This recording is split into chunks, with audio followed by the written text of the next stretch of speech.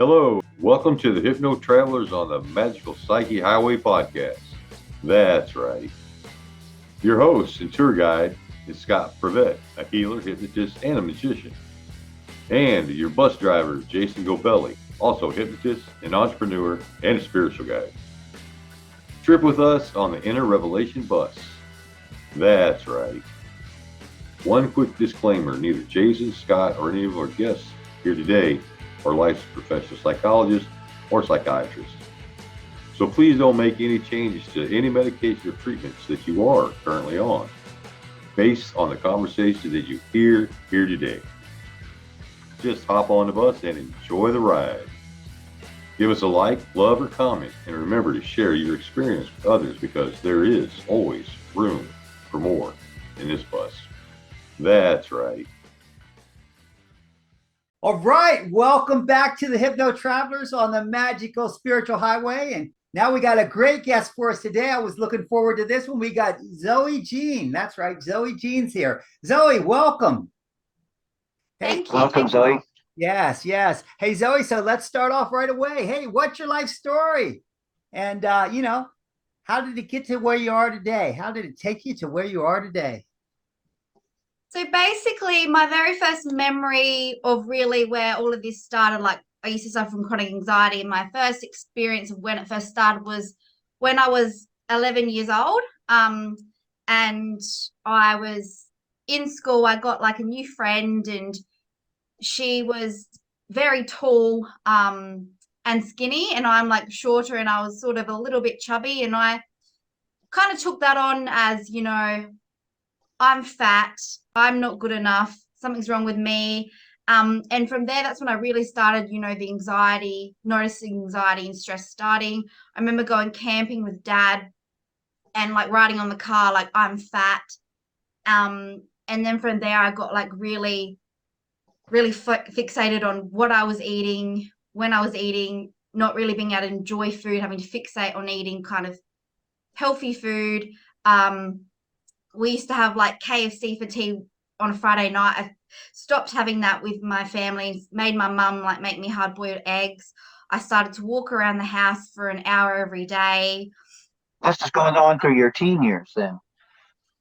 Yeah, it went on. Yep. So it started, at the age of 11 because I thought, I was fat and I was, self-conscious and started to be really anxious around what I was eating and exercising. And then I realized from there, because I didn't get the help, it kind of just escalated to kind of be, stressed and anxious about literally everything. And, most kids in school, right, they don't want to work. They don't they would love to just be in class and do nothing or play games. But it was me where I was like asking the teacher for more work and I didn't like just kind of not doing anything. I wanted to learn. I remember I was always put in like this short, like the easiest spelling group because at the start of the school year we'd be tested on words and I never did very good at that, so I'd be put in the easiest spelling group and I persisted the teacher that I wanted to do better. I didn't want to be in a group where there's words like cat and dog. So I persisted and I got into the next up spelling group and then I learned those words and did really well on the test and kept making my way up until I got in the highest spelling group and I ended up learning words that were more challenging to spell, like binoculars and stuff. So I knew that I could do it. I just needed, that support. And what really got me into that was part of the anxiety was, that strong belief of, I'm dumb. And I had to, in order to prove that I wasn't dumb and that I was capable of things, that was one of my ways of doing that. And my childhood was, really challenging with like a dad that I very rarely saw, like every second weekend. So I guess I also had that belief that, I wasn't good enough there. And I had have an older sister and Dad used to get her to help him with everything. And then when she stopped visiting him at the age of, she was 15 and I was 2 years younger, he just automatically expected me to be able to do things. And then when I couldn't, tie all the knots he wanted me to do and help with the tent and everything when we went camping, again, I took that on as, oh my God, I must be so dumb. Something's wrong with me. So I was really anxious about, spending time with him. And mum just used to literally do everything for me, sorry. And yeah, she was pretty kind of absent because she was heavily into drinking and wasn't really much of a mum figure. My sister more so was. So did this anxiety wow. take you to like a really dark place then when in your youth? Yeah, pretty dark where I just, yeah, didn't really, have a life. I was just constantly stressed and anxious and overwhelmed and overthinking about what was going to go wrong next. I didn't really have any friends. I was just fixated on getting through each problem only for another problem to arise. I was riddled with physical symptoms, including insomnia, barely slept, would kind of push people away because I wasn't very good with communication. I'd come across like aggressive in my tone of voice as my way of, trying to keep myself safe. With those things, how how did you bring yourself out of it? How did you look? What got you to start looking for help?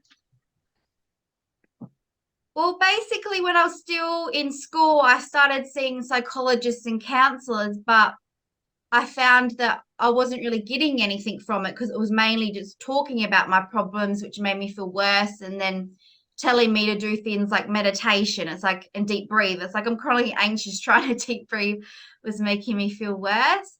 So I just kind of kept seeing them for a little bit and would kind of struggled to get appointments quite often. And then I kind of just got to the point where I was also thinking, oh, maybe healing just isn't possible for me. I was using essential oils. I was getting massages regularly. I was seeing a naturopath and still kind of nothing was working. I just wasn't sure what the problem was. And I, later realized that no amount of massages, no amount of, supplements and stuff like that can outdo like chronic anxiety. So the real changes started to happen when my sister introduced me to a life coach. She's like, oh yeah, go and see a life coach. And I had never really heard about it before, but I'm like, I'm at rock bottom. Like I'm willing to try anything. Like it was scary investing in myself because seeing this, the counselors and psychologists for free, but I'm like, no, that's it. I'm at rock bottom. I'm willing to give anything a go. And that's where my healing started, basically. So how long did you carry this chronic anxiety with you before you actually experienced the healing? 14 years. 14 years. Wow. Wow.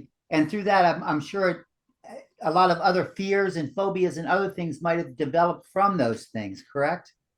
Yeah, definitely. So when you started this healing process, was it all at once, or was there like a gradual process where you were working to get rid of some of these fears, phobias, and all this other anxiety that was coming on? Well, with the first life coach I saw, kind of that was for a set like amount of sessions, and she helped me make the biggest changes in me through using timeline therapy, which is a process in NLP. So she made the big changes in me, starting with that. So now you're kind of like an anxiety coach and kind of like a chronic anxiety superhero type figure here. So how does that feel?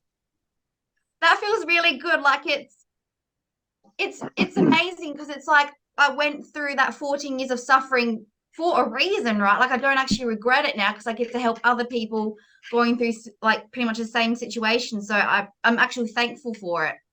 What type of person should come and see you? What type of symptoms that they have that they, let's say, just a person, just describe some of the things that they might come to see you for. So people that are experiencing, high levels of anxiety, overwhelmed struggles, that could be health anxiety, it could be social anxiety, it could be generalized anxiety, it could be panic, just anything where they're in that state where they're just never present in the moment. They're like always in their head, worrying about something, dealing with overwhelmed challenges, not being able to make their way through it, and stuff like that. Well, see, I also noticed you're an NLP, and you work with NLP. You're an NLP practitioner. And so how does this whole NLP thing come into play when working with this anxiety?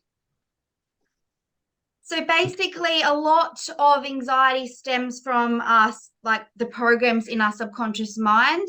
And the part of NLP that I use the most is timeline therapy, which is a process of rewiring the programs in your subconscious mind. So we heavily look at like the top top 5 negative emotions that a lot of us created in childhood, and that leads to a lot of anxiety, like fear, anger, hurt, sadness, guilt. So we work with a lot of that, and also limiting beliefs, essentially. So beliefs that they believe about themselves, that they think are true but aren't actually true. So we rewire those beliefs as well, because that also creates a lot of anxiety. So, for example, my top limiting beliefs were feeling ugly, dumb, worthless, fat. And it's crazy like how powerful the subconscious mind is, because prior to removing the limiting belief of I'm ugly, I used to feel so ugly, and that's all I could see. And then after this process, I could look in the mirror and be like, oh my God, I actually am beautiful. How did I never see this before? Because of how powerful that subconscious mind is. Wonderful, wonderful. It's great to see you working with the unconscious mind that way. Do you also work with like changing the modalities of things and do some timeline stuff or some part stuff, or is it just straight NLP? So I have a set process that I use with my clients, in the 12-week program, the Rewrite Your Anxiety method. So majority of the NLP stuff that I use is, just that timeline therapy for negative emotions and limiting beliefs. But I also, work with them and what they need. So so other processes are needed, I'll use it, but that's the main like kind of mindset piece that I use. And then I also look at other components as well. Nice. So in your timeline therapy, you go back on a timeline. Do you go back to the initial sensitizing event and do some work on that? Yep. So basically we take them back to that root cause, that very first time they experience that emotion or that belief. Do you actually go back and experience that event again? Pretty much they just observing the event. So they're not actually reliving it. They're just up above the event, looking down and kind of observing it, but not reliving it. Yeah, that's the best. That's the best, safest way to do it. And yeah. And so now, how does it feel for you to be free? It really feels amazing, because it's like even now, like so my healing journey started 3 years ago, but even now I'm still kind of noticing like situations where I react totally differently to what I did in the past. So it's really good, because I was just even reflecting the other day, like I used to find it hard just to make a phone call, just a general phone call to the doctors, to make an appointment, or anywhere to book a table. I used to either email or use like an app to book it, where now I'm on social media where people from all over the world can see me. So it's crazy, like what changes this work can make. Well, And since you've lived through it, this change is helping you to help want to change other people. Yeah, for sure.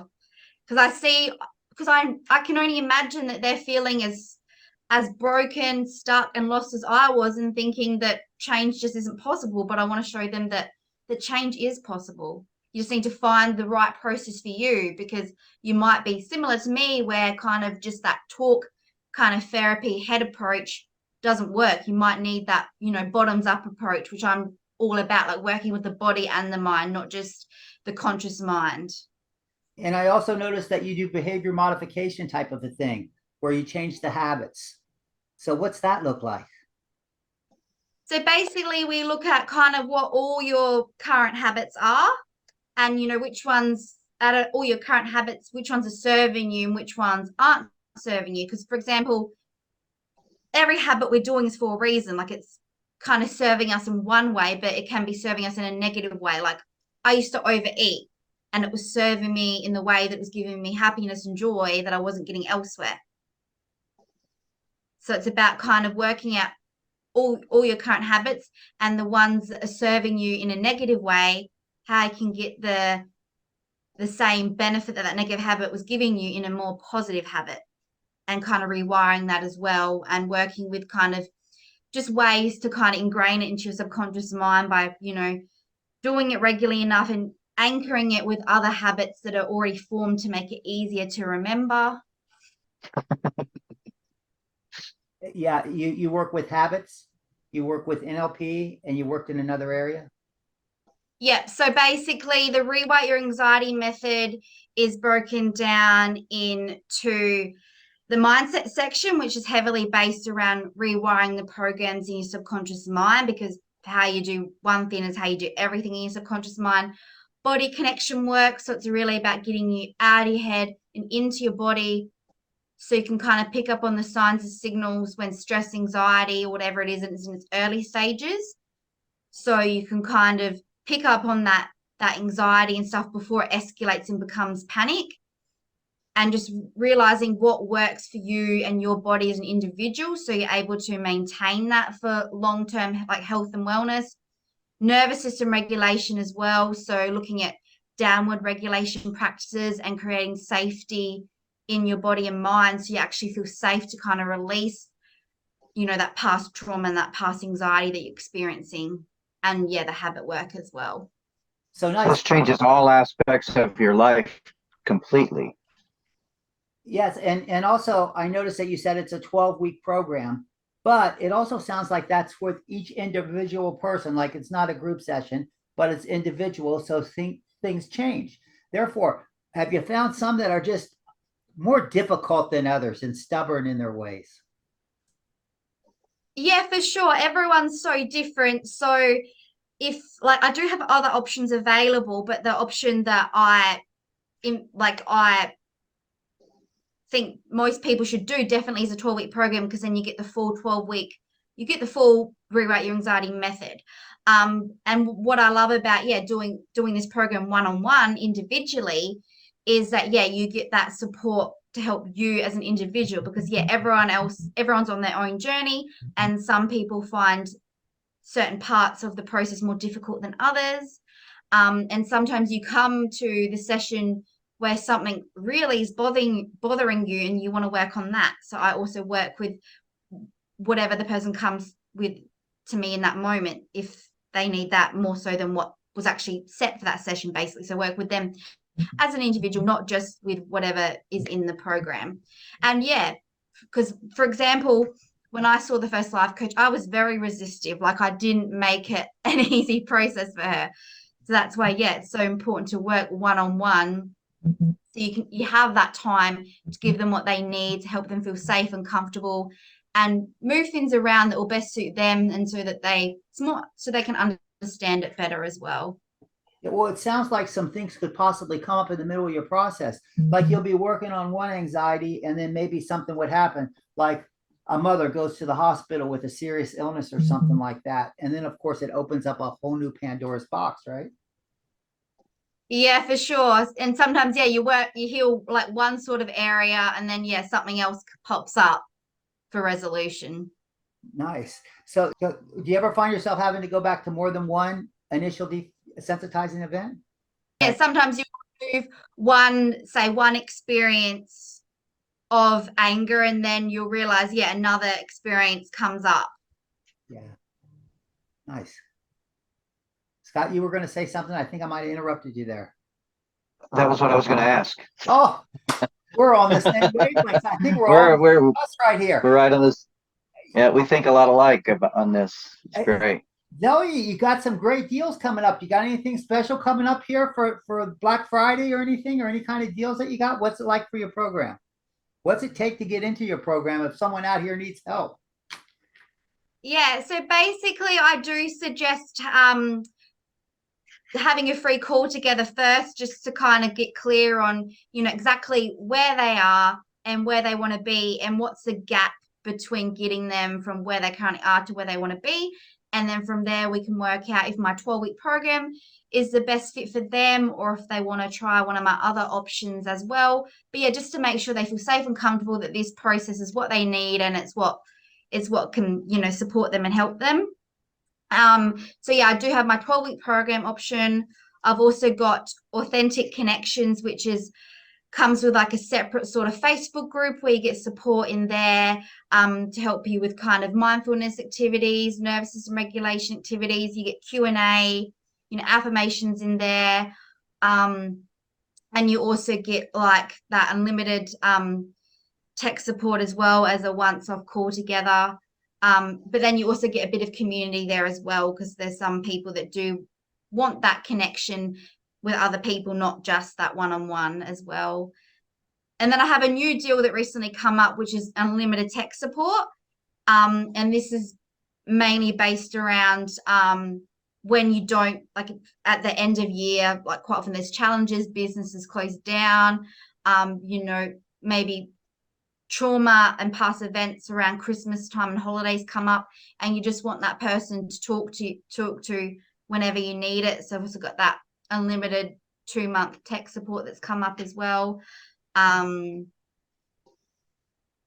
I also have a 6-week program, which is basically just a mindset kind of work and reprogramming. Nice. You got a lot of stuff on Nice. the table there. Now, I noticed on your website that you're primarily working with women. It's geared towards women. All your advertising is geared towards women. But what about us guys who just have anxieties and have our heads all fucked up behind these anxieties? Can you help us too? Yeah, I'm open to helping whoever needs help. It's heavily based around women because I'm personally a woman myself, and I know that I can resonate with them on a deep level. But if men come to me and we click and we resonate, then I'm more than happy to help them as well. And that's why I offer that free call to kind of see if we kind of mix well together and if it works for both of us in a way, because I don't want anyone in the program that it doesn't kind of resonate with. I want someone that, I want us both to feel comfortable, essentially. Nice.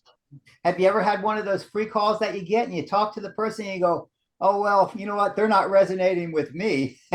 Maybe I'll let this one go or send them somewhere else. Yeah, for sure. You do sometimes get that.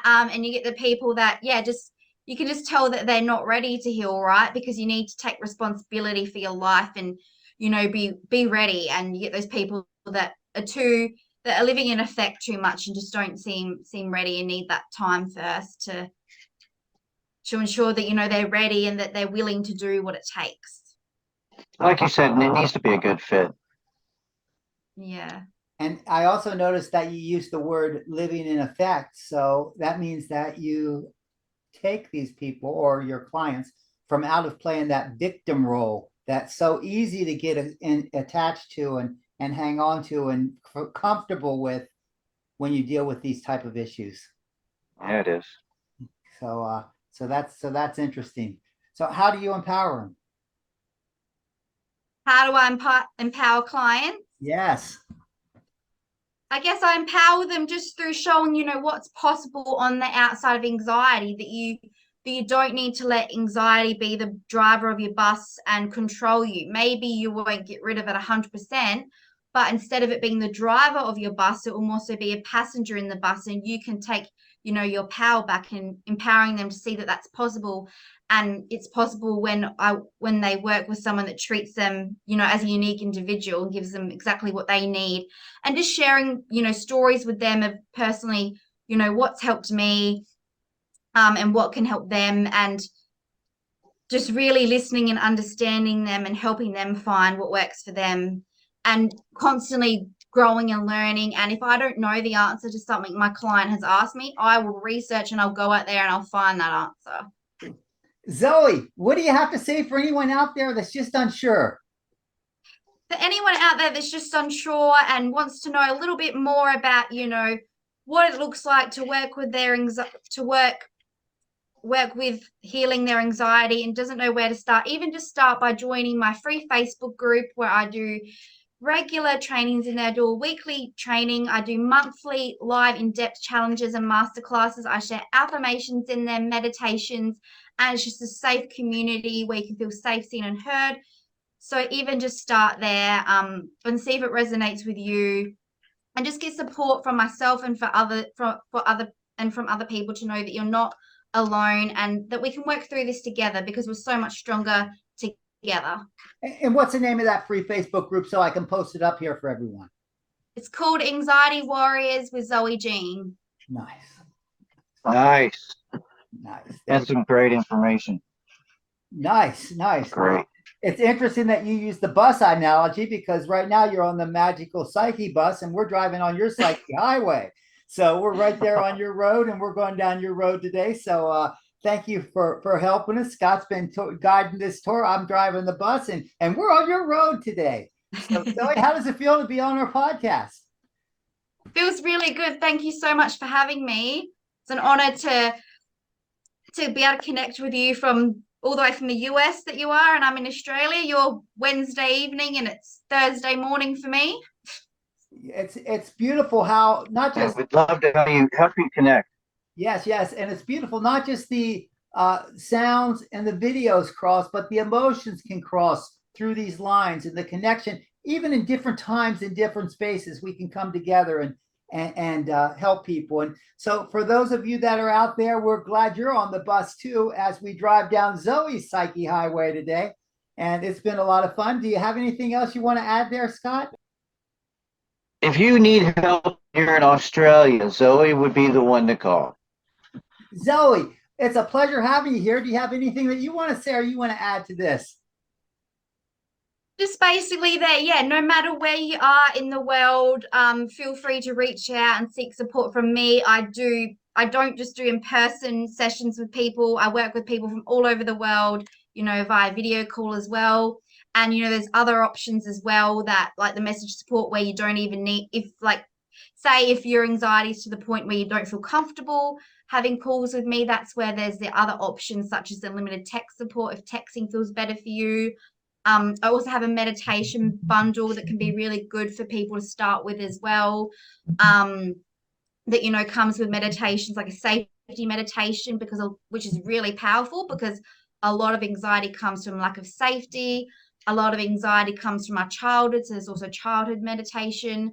A lot of anxiety comes from, not feeling safe and not feeling loved. And so it comes with a self-love meditation as well. And a meditation that's actually tailored towards you and your goals and your needs. So that's going to work even more powerfully for you. Because essentially, it's like affirmations, right? If you're listening to something that, you don't believe and doesn't resonate with you, it's less likely to work. So that also meditation that's tailored towards you is more likely to work as well. So it's really powerful to not just listen to any meditation that you find on the internet, to actually get one that resonates with you and that has personally helped someone that has been through what you're currently going through. Zoe, it's been a pleasure having you on here. And I know you probably wouldn't have thought of this a while ago, but you know what? It's nice to see such a strong, powerful woman who's not only kicked the shit out of her own anxiety, but it's helping other people kick the shit out of theirs too. So it's amazing. Indeed. We're so glad to have you here.